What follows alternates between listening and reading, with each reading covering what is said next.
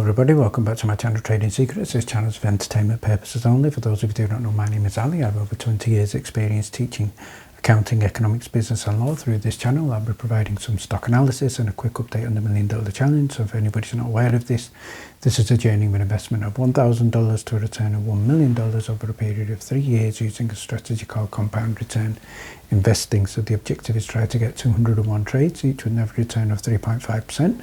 It's not 201 consecutive trades, we do take into account losses. So for further details about how to join us for less than $9 a month, information is available in the description below.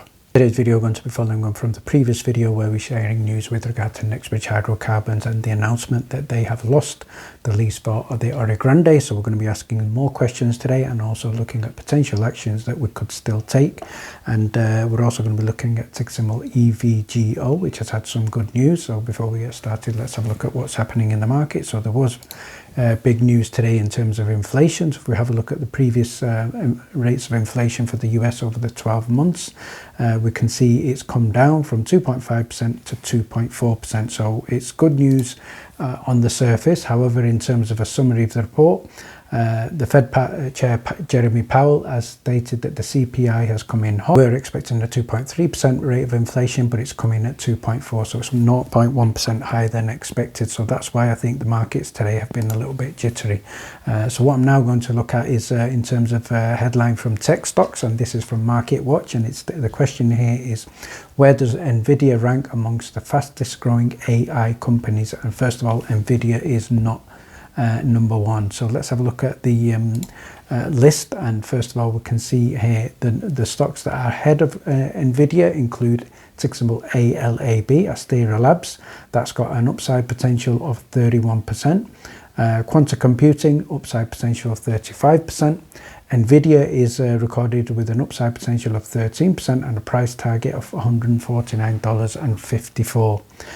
Wind Corporation has got a 55% upside potential. SMCI has got a price target of $69.13 and a 52% upside potential. So again, good potential there, although they've just had a recent short attack. I think another good one, in my opinion, is MRVL, Marvel Technology, a good upside potential there of 27%. And then if we have a look at AMD, again, that's one of the prominent stocks that had significant positive news today from AI. It is down today around about 4% at time of editing, but I think the price target, $187.80, would be close to a 10% upside potential for that. Micron is one of the best ones, 43% upside potential. GitLab, 30%, and Snowflake also good value right now with a 55% chance of upside potential. I'm going to start by having a look at ticker symbol EVGO, and this is a stock that was called in our weekly watch list, and there was news with regard to a new injection of capital. So in our new live trading and Discord alert, there was also news in terms of breaking news today. The UBS have upgraded EVGO to a buy and raised the price target to $8.50. So there was a good spike in the share price earlier today. It has pulled back a little bit, but over the previous 5 days still up close to 10%, and at time of editing trading at around about $6.74. So again, from investing.com we can see confirmation of that news shared in the Discord. EVGO shares jump after UBS upgrading it, citing the DOE loan and looking at a boosted growth outlook. So it is a high risk, high reward stocks and one that needs to be traded with care, but again, good long-term potential. So let's now have a look at MMTLP, and in the previous video we covered this news with regard to Nextbridge Hydrocarbons announcing that they have no longer got the lease for the Orogrande oil and gas assets. So go ahead and check out the previous video. So what I've followed up in a post today is that I now believe it's time for Nextbridge to provide us with some answers and explanations where they can, without compromising any confidentiality agreements. So personally, I have just this morning sent Greg McCabe an email, and I will hopefully share any responses from him as soon as I get them, or should I say if I get them. So what I'd now like to do is look at potentially from the University Lands website who are the largest producers and who else do they have on their books in terms of the potential companies that could take over the lease, or we could even say potentially Nextbridge Hydrocarbons could also bid. And I have spoke to Will Stewart today, and one of the things that I think we both agree on is that Nextbridge Hydrocarbons have all the information, they have the history, they have the knowledge, they know all about the oil and gas assets. So without that knowledge and information, I think it would be much more difficult for any other buyer to go in and know what to do. So I think he's certainly saying this story is not yet over. So let's see how that develops. But from the University Lands website, we can see here the 2023 top producers. We're looking at ConocoPhillips. They have on the books Diamondback Energy, Pioneer Natural Resources, and Ovintiv. So we can see here these are all significant producers of oil. And then in terms of the substantial producers, we can see here these include Occidental, they include XTO Energy, and they also include Permian Resources, amongst a number of others. But what I'd now like to share with you is something quite interesting which I saw from the 2023 annual report for the University Lands. And I think what is quite staggering is the amount of revenue that they generate. So if we look at the total revenue, they generate in excess of $1.986 billion. And what do they have in terms of costs? They have cost less than $23 million of cost.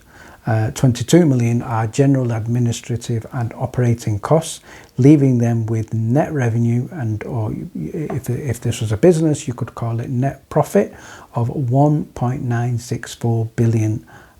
So I think in terms of if this was a margin, this is probably one of the highest margins I would ever see in any business. So basically everybody's out there doing the work and they are just collecting the money. So I've posed another question for AI today, and the question is, how common is it for the University of Lands of Texas to refuse to renew a lease? So the question I'd like to the community and anybody else to have a look at is, have any other producers or explorers of oil and gas had their leases not renewed, or is Nextbridge the first one? And if it is the first one, then I think that is a huge question. So the answer here from AI is the ULT does not frequently refuse to renew oil and gas leases, but it's not unheard of. Refusals are relatively rare. So although they're relatively rare, just like the U3 halt is relatively rare, it's come as bad news for us. So the organisation typically works closely with the lessees, which would be Nextbridge, to ensure compliance, operational standards, regulations, and they are incentivized to continue productive and profitable leases. So maybe the university were looking at this thing about the lease not being profitable enough, because it certainly looks like they generate huge amounts of revenue, and they're looking to get more quickly from here. So again, the question to ask is, why were Nextbridge not using this land to develop and produce oil, which looks like what the University of Lands required. Finally, let's share some important reactions here to what's happened, and the first one here is from Marcos, who stated that now that the lease is lost, we demand clear answers from the company and the assurance on the safety of our shares that have been held in AST and also with brokers. McCabe must cooperate with the efforts to resolve this. So again, that's seconding what I've stated in my email also to Greg McCabe, and he states here the time for cautious diplomacy is now over. And I think an interesting response here from Scott, which we're going to look at, and again, what he stated is McCabe needs to provide not in 2 months, not in 3 months, not in a year. Basically, he needs to provide them now. The policy of not wanting to piss off the SEC and FINRA mafia has shown fear, and they have probably taken advantage of that. And he also states here there is an email there attached, so go ahead and check out Scott's post to have a look at that.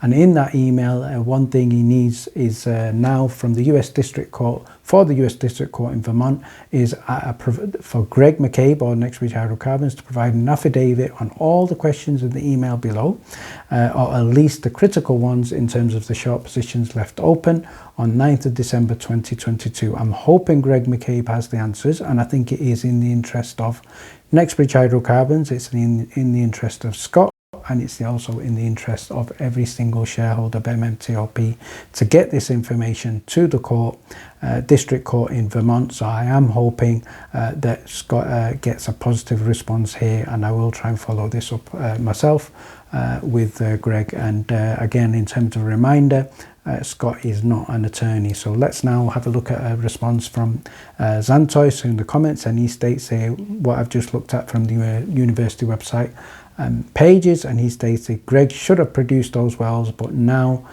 some other big company is probably going to get all that oil and gas, and because it looks like the university wants production, and they may now get it. So let's see what happens there. And the final response I'm going to share with you is from Busy, who states keep calm, this is what, and he states here he expected this, and he's moved the proper chess pieces in a place way before the decision from university land. So it's quite a cryptic post this, and he states the people that matter were made aware long before the decision, and now we were proven correct. So I think it's important for the community to know exactly what is going on.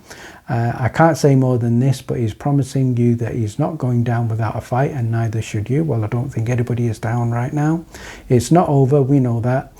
He's going to address the community as soon as he's allowed to. I think this needs to happen as quick as possible. And finally, thank you very much for watching. Please stay tuned.